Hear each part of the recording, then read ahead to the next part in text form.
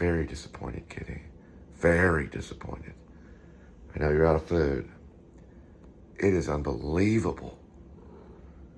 You are the noisiest crazy kitty at the time. We know what you want. He'll jump from here, there, and run back here, paw this right here, come back over this way. And he jumps here, paws all this stuff, paws all right here.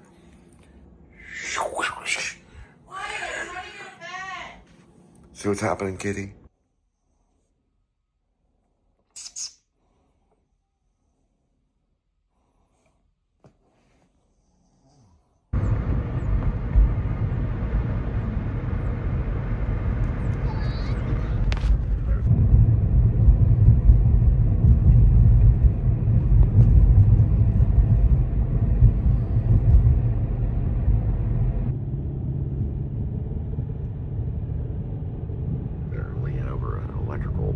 Talking about something.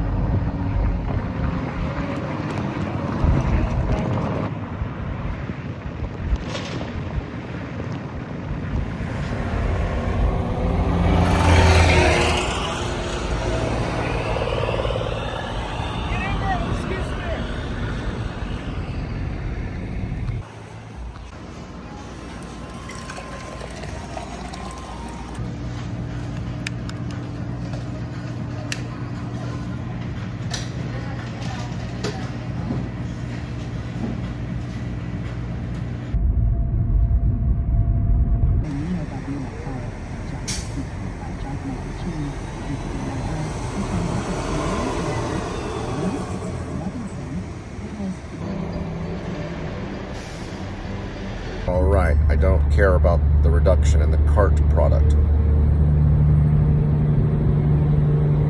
All right, so I gotta see it. It's Cabin in the Woods. It's Josh Whedon is behind some of it, but it's a guy named Goddard or Gardner, Drew Gardner or something. I'll look up his first name later, but it's incredible stuff.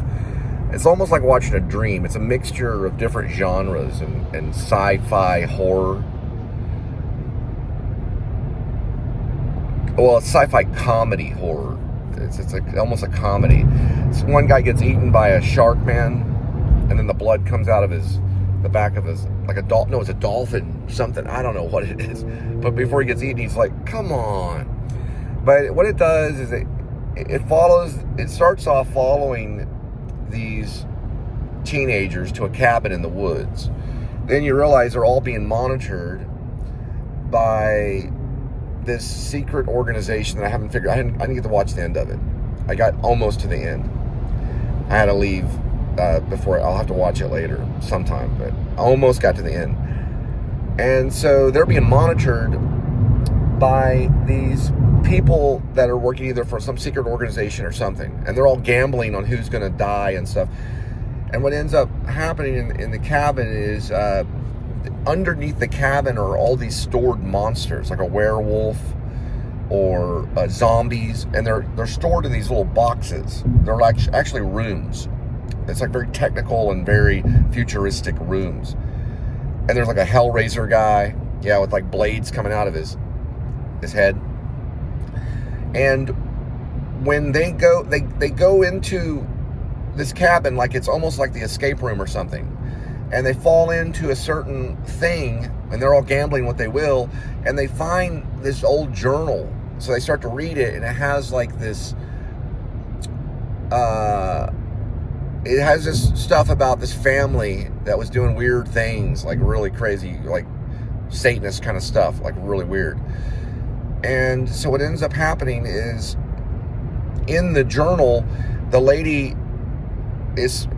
she reads some like old Latin, and the guy tells her not to read it. There's a stoner guy that hangs out with them. It's like stereotypical horror movie kind of dialogue and stuff. You think it's real cheesy at first, and then it gets really cool. But he's like, don't read it, and then she reads it in Latin, and then all of a sudden these zombies start coming out of the ground. And that was planned. They were supposed to do that. They were released from these little rooms underneath the cabin to kill them. And they're all like gambling. It's like the Running Man almost. Have you ever seen Running Man with Stephen King? Or the Stephen King one. Next thing you know, they're like having to fight all these zombies, and it's getting really bloody. Like you would want to watch it on Angel Vid, because it's very bloody. It's like it's worse than Kill Bill Volume 1 and 2. And it's all going on and all this stuff, it's like, oh my gosh, and you're seeing all this stuff, and there's like the poltergeists are showing up to kill them, and they're like gambling, like trading money, like the people that monitoring are, they're like, they work for like some kind of government institution or something, or secret society, but they release this blood. It's kind of satanic almost. It's really weird. There's another movie that's similar to Cabin in the Woods, and I haven't seen Cabin in the Woods, and I avoided seeing it. It's got Hemsworth in it, Chris Hemsworth. He's like a buff dude. He's like one of their main actors. I haven't seen it, but it's like it's hypnotically addictive. At first you're watching, this is the stupidest thing ever. Then the next thing you know, you're like, wow, I can't believe I'm watching this. They're the same guy that was behind Cloverfield. I remember seeing that in the movie theater, going through the same thing, going, I can't believe I'm watching this. It was like a video camera taken through New York City when it's hidden by a kraken, like a monster from the sea. And they're all running around, and they got the video camera, and they're, all these things are coming off of its body, but you're like looking through a video camera. They were behind that. Josh Whedon and I believe for sure this Goddard guy, Goddard. I want to say his first name is Drew. I didn't even know these guys existed, but it's pretty cool. Now he's also behind the Cloverfield Lane with John Goodman, which is another good one. They're like a team. Kind of like a lot of them that are out there, like a team, like the Chapman brothers are a team. I call them the Chapman brothers, or the Duffy brothers, right? They went to Chapman University, but they're the Duffy brothers that did Stranger Things. I call them the Chapman brothers for some reason, but they're the Duffy brothers. They're not that cool, but they are like funny. It's a comedy kind of thing. Cloverfield wasn't that funny. It was pretty serious. Cloverfield Lane is pretty serious and creepy too. But I think if you go on the other side, the Josh Whedon side, he was behind Avengers, which made more than James Cameron's Avatar. Avatar made like $2 billion. The Avengers stuff made like $4 billion. So these guys are like really well off when it comes to filmmakers. They're like putting George Lucas to the run, if you know what I mean. But it's pretty good. I haven't watched the ending of it, but it kind of makes it like Poltergeist. Remember The Ring? If you ever seen The Ring, where the lady comes out of the television, it's mixing that and Poltergeist and all these genres mixed up to the point where you're just laughing. I'm surprised Jason Voorhees doesn't show up in it, but the Hellraiser guy does. They probably didn't get the copyright for Jason Voorhees to show up and start killing people but they're basically like, at the beginning, they're like zombies with like pitchforks, and their skin's coming off, and they're trying to kill. But anyway, I figured it would be stupid, but it's actually genius. The other film that's also like this is about an exorcism that happens, and I haven't been able to see yet. It's got the guy that's in Batman. Okay, he's in a small little role in Batman. He plays one of the Joker's minion guys, He's in a few other things, but he plays a talk show host. And there's an exorcism that happens on television, and it's like live, and it goes all over the place. It's like shock drama, almost to the point of comedy. But this one definitely is supposed to be funny, but it's a little racy. I'd watch it on Angel Vid, if you know what that is.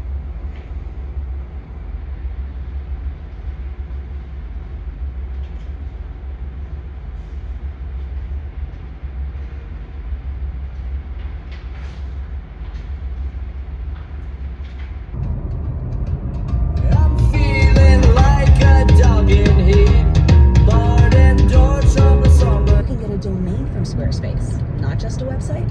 Well, now you are that.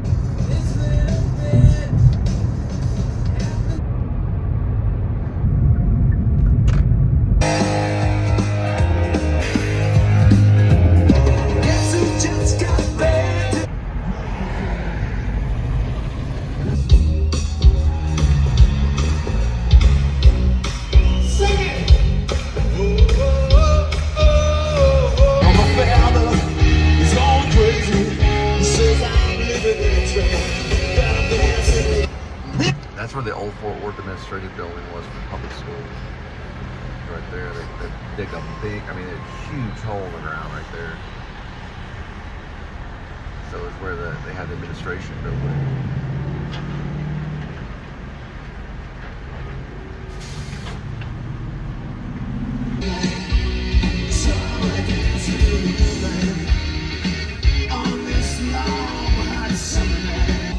Roddy from The Price is Right.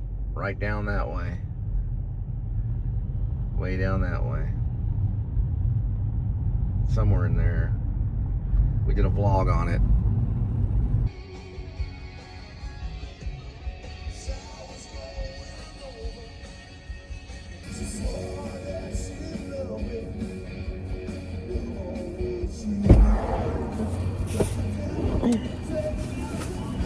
Watch it.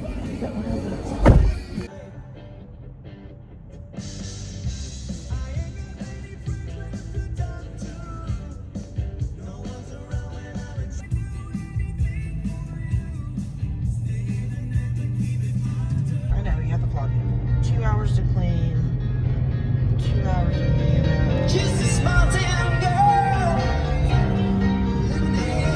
girl. People that said I'd rather push a Ford than drive a Chevy, or I'd rather push a Chevy than drive a Ford. It just depends. Like in Europe, a Ford is like a Mercedes.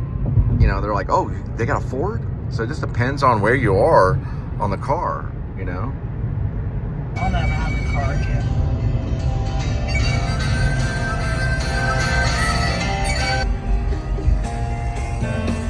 This is an old song.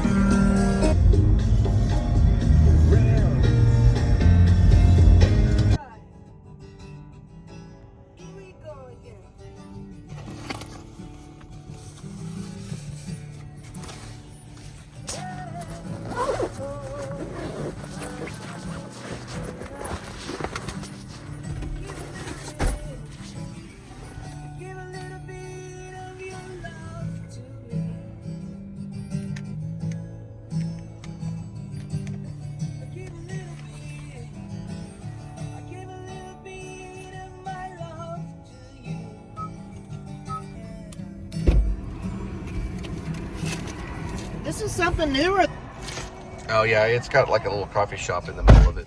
but I've never seen it in foil. This Oh, is you a already beefy ordered one. it. Yes, I already ordered It's it. the beefy what? Beefy potato for $3.02. It's interesting. Yeah.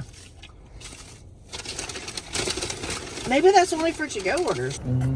Sweetie, No. just quit it, please. Don't have to put your lips out like that. Okay, Be okay, normal. okay. Be normal, please.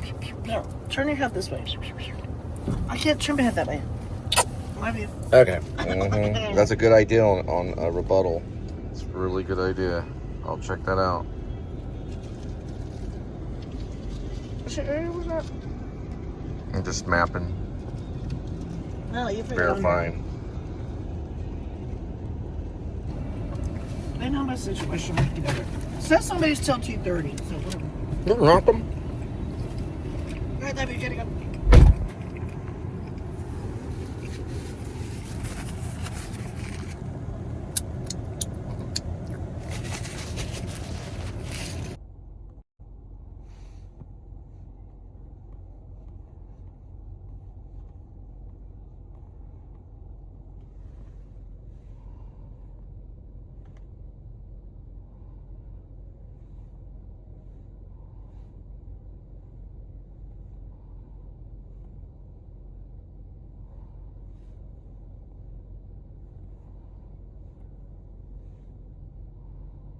That post on that social work site, it starts with a G, has an R in it, and it ends in a P. Actually, it ends in an E. When I did the GIF of Jennifer Lawrence in Hunger's Games, and I meant to say Katniss, it came out Fatness. That was a typo. I changed it back to Katniss. It allows to edit. Whew. I was like, dang. Let's start checking my mile radius. That's half a mile, that's right. Chris Kyle could do a mile. Yeah, he can do a half a mile.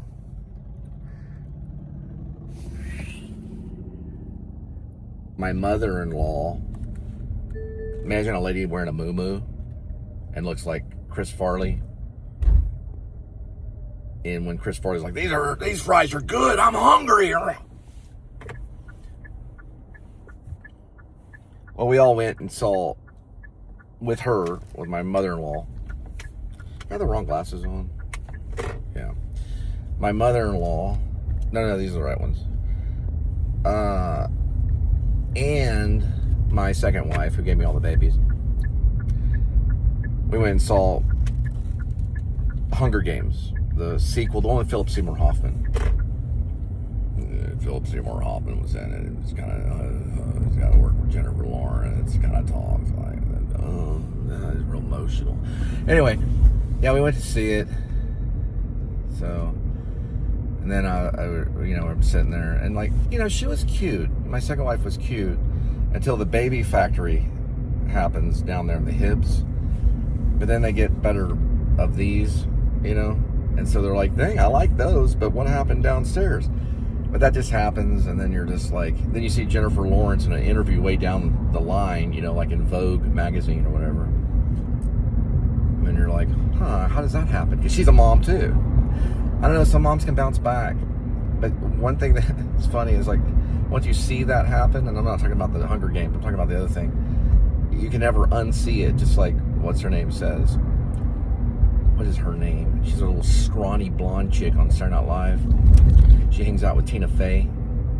There's a young vet cop. No, he's not a vet cop. He's a rookie cop.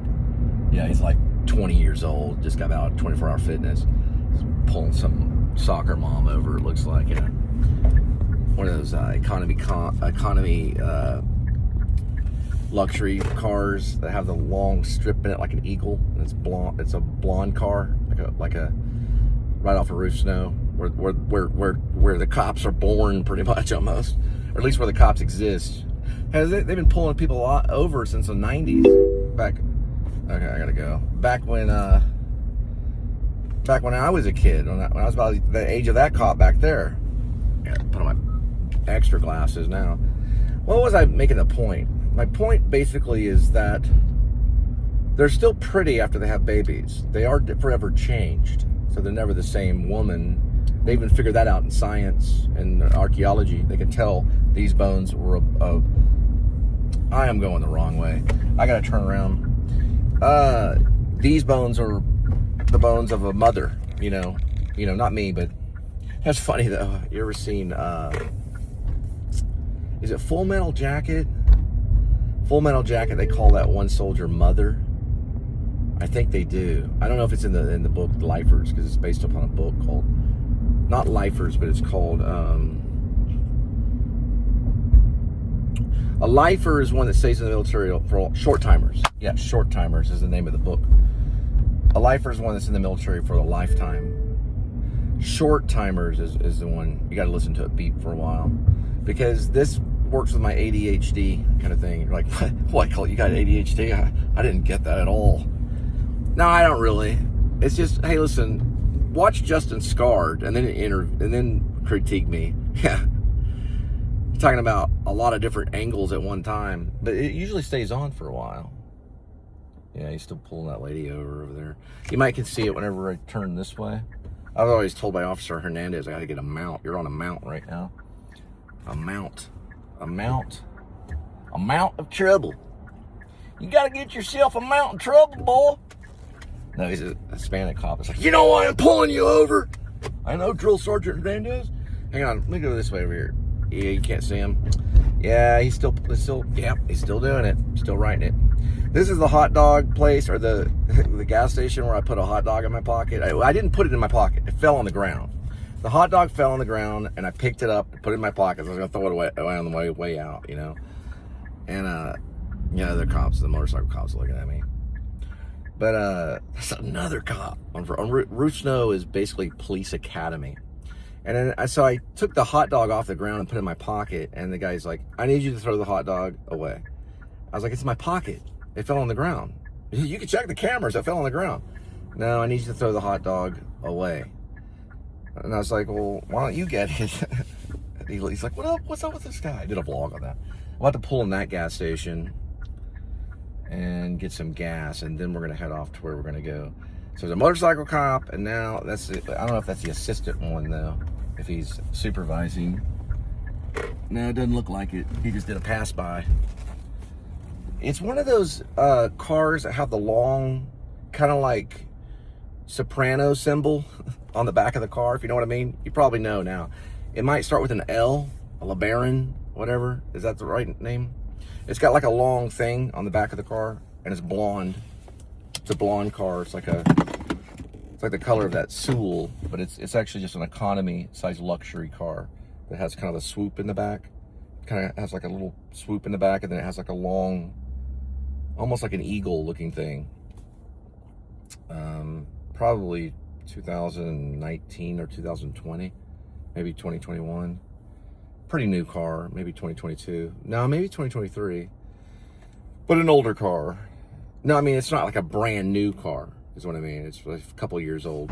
I ran so long away. I ran so far away. That's what I meant. I ran. Somebody gotta pay for it.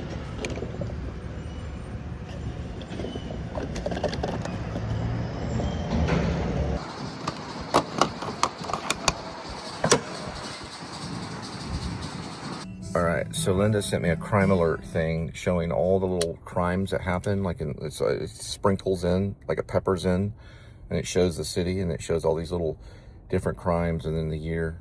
So it might just be like, hey, how you doing? See, I'm with the Neighborhood Watch Program. You know what a COP is? It's a citizen on patrol. All right. Orchid goes by Coyote Restoration and some tax place. There was an arrow. Iron Horse Boulevard and dun dun dun dun dun dun dun dun Roof Snow. Dun, dun, dun, dun, dun, dun, dun, dun, dun. Sterling Hawthorne Group LLC. Arrow Coyote Restoration.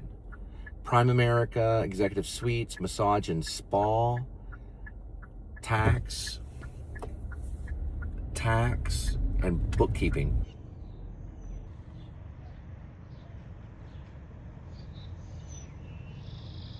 Construction site everywhere inside the home. All right, next door knock, 0.5. The one before was about the same. The curb, the squirrel is past the curb. It's going past the mailbox.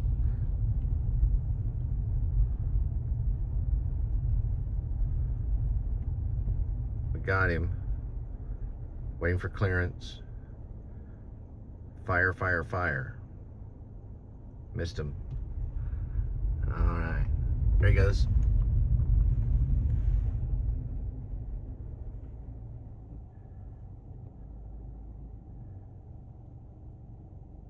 There's a guy that does Olympic squirrels in his backyard. He trains the squirrels to jump and do all this weird stuff. And they go through an Olympic obstacle course over, the guy's working on his car, I better be quiet. They basically go through an obstacle course, squirrel obstacle course. So my only chance with Jennifer Lawrence is basically to be cute and like a dork. But she's married to an art dealer, so it's like that would be two. That would be like, I got art to sell, you know. Like you can look at all my stuff. I do have art though. I have some paintings that I do paint. I would like to get into painting eventually, but I don't want to get all David Lynch. You know? Give a little bit of your love to me.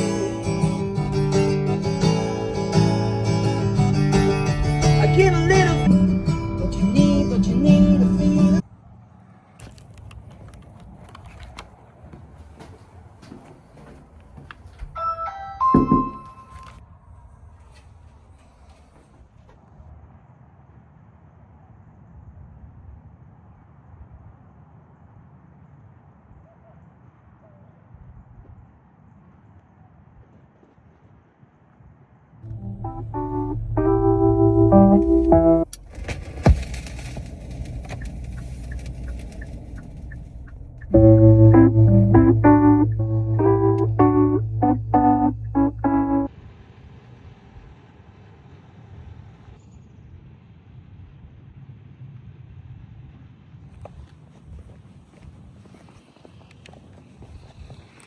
tables and a microphone. Bottles and cans and just clap your hands.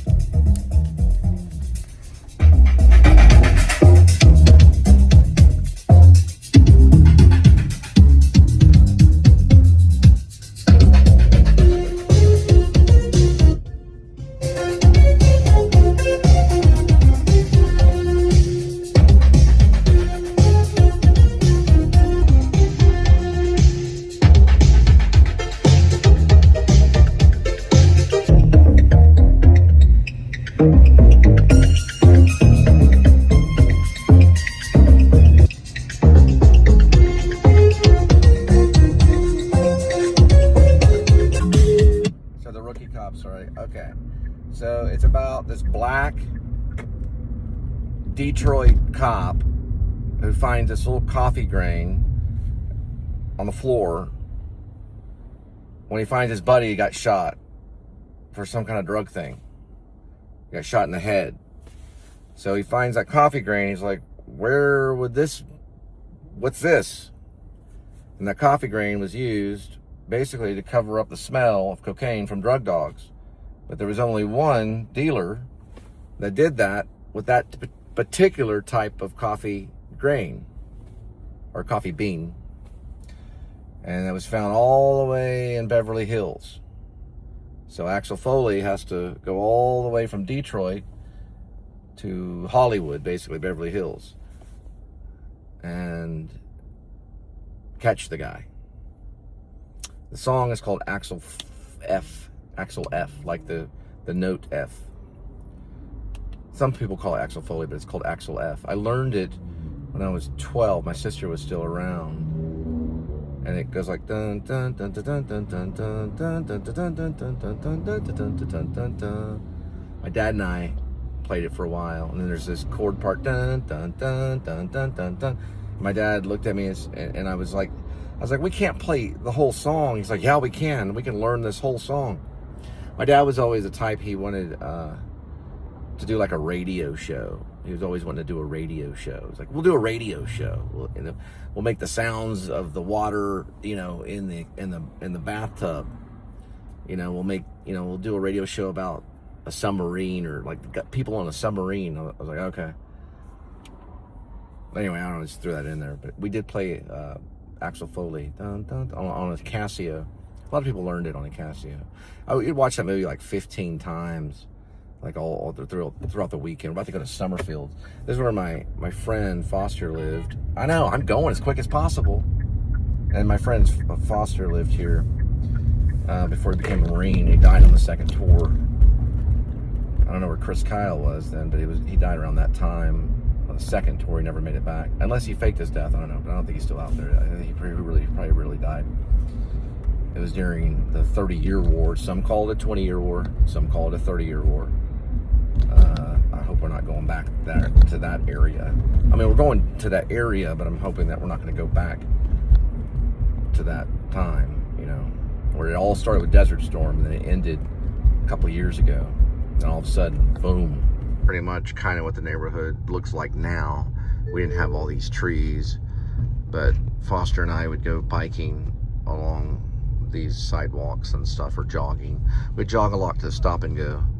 He wanted me to join the Marines as pretty much as in the buddy system as a helicopter pilot, because I could be upside down and know where I was. I could do double backflips on a trampoline. That's a sign of a helicopter pilot. And then there was talk of Navy SEALs too. He talked about the Navy SEALs all the time. This was back in the 80s, probably 85, maybe 87, probably 87. Let's see, 83, 10, so 45, 86 or 87, probably 87. And then we would snorkel in the backyard in this above ground pool. We'd snorkel in that. We'd see how long we could hold our breath to see if we could be a Navy SEAL. He joined the Marines, so he actually really did it. And I got a scholarship to theater arts at Texas Wesleyan University, and ended up graduating at University of North Texas, and ended up at the New School University. One of my peers was a guy named Bradley Cooper, but I don't know if he has any coffee beans. I don't know if he drains them up. I'm sure he's probably heard of my sister by now. He probably has. Or he's heard about it by now, probably. It makes the news, the grapevine does. But I don't know what type of ADT equipment she had. And I don't know if it's been erased Departed style, if you know what I mean. You know, they can erase things like they do in Departed, even though that's kind of fictional. It's based on a, Departed is based on a fictional, this is what they say, they always say it. It's a fictional Hong Kong movie called Infernal Affairs. They drop the internal. It's like Infernal Affairs. Like Infernal, like Dante's Infernal. Look at that. Boy, that thing can spin.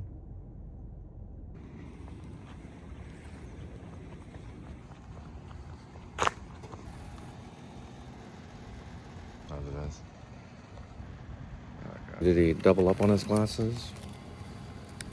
He used to.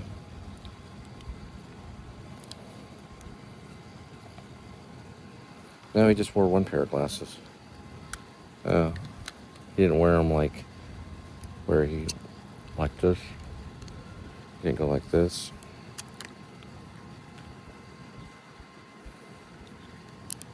Can't always tell on that one either.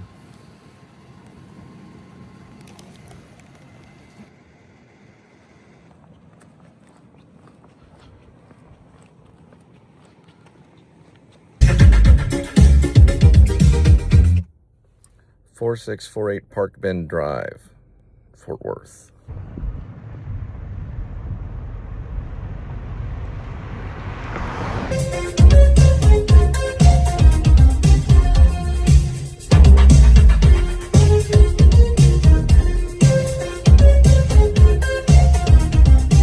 The one-touch rule.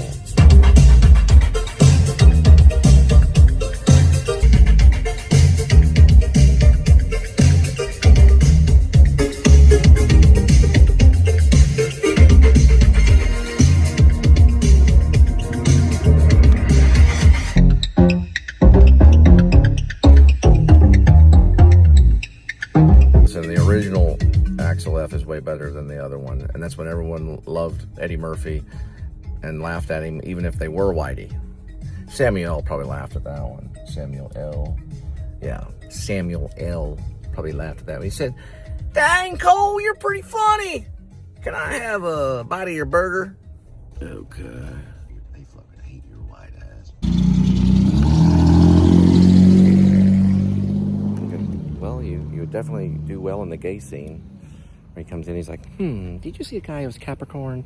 And the Capricorn guy has complected skin. And well, I'm going to tell you, he gave me herpes. I'm going to go talk to him. All right. Flash dance is on. She's a maniac. 0.3 for door knock. No one-leggers, hopefully.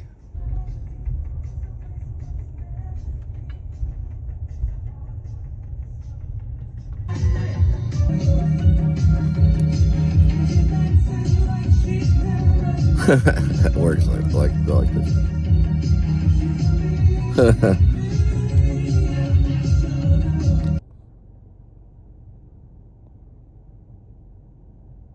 I'll be looking at trailers. Wouldn't that be vlogging inside of a trailer? Like that. My dad lived in a trailer. It was almost kind of like a teardrop, but it was about that, maybe a little bit smaller than that one. My sister, my mom, and I all lived in it, and my dad was at work one time, and my sister looked underneath, and she found a cat named Tony. He was dead, and his jaw was sticking out of his mouth. That was the first time I ever saw death. I said, "What happened to the cat?" My sister said, "He's dead." He was underneath the trailer. There's a Marine right there. There's Marines over here, yeah. Foster lived over in this area when he was growing up. But yeah, that was the first time I ever experienced death. It was a cat. I saw the cat's mouth was open and his jaw was outside of his mouth. He was rotting underneath the trailer. We had already been living in the big house at that time, though. There was a house, not the big house, but the larger house.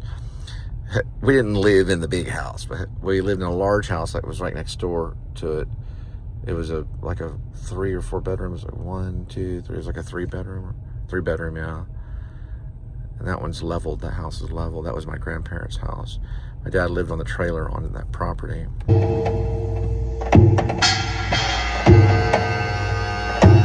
Joel Grey. That's Joel Grey. That's Fred Ward. One of the best movies ever. Set in New York.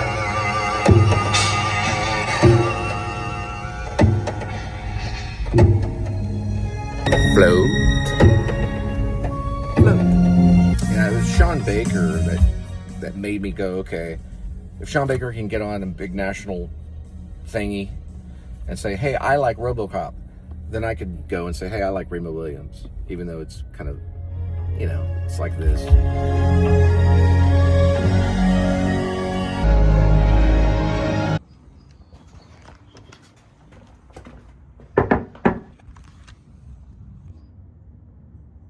Think green and think clean. Those are so cool. Men at work.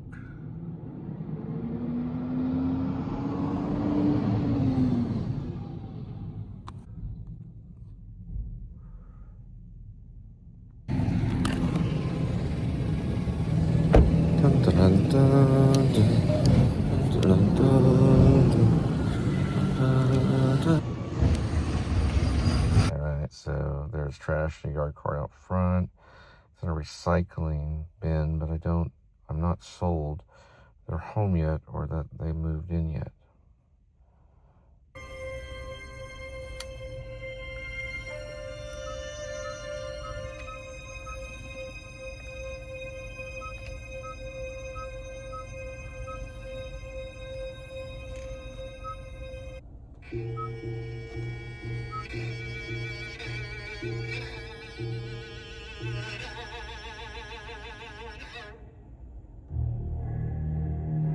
Next door knock 1.1.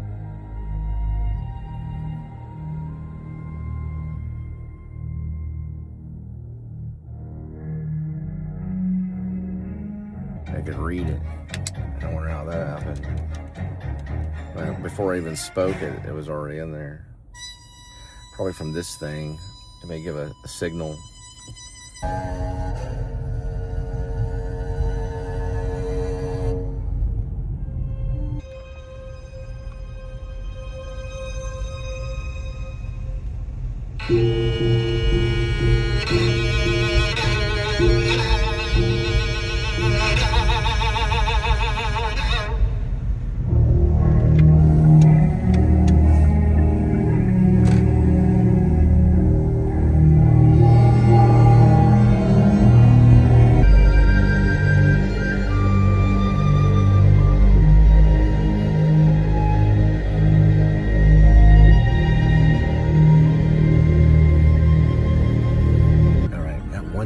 Didn't sign, but he was the same dude that ate a bunch of beans in front of me. He was like eating a bunch of, he's like, because I came back like that night and his sons answered the door, so he got out of the patio like, how much again? Yeah, these beans on a plate. It's kind of like that scene in Sex Pistols where Johnny Rotten's eating the beans like, exterminate, exterminate.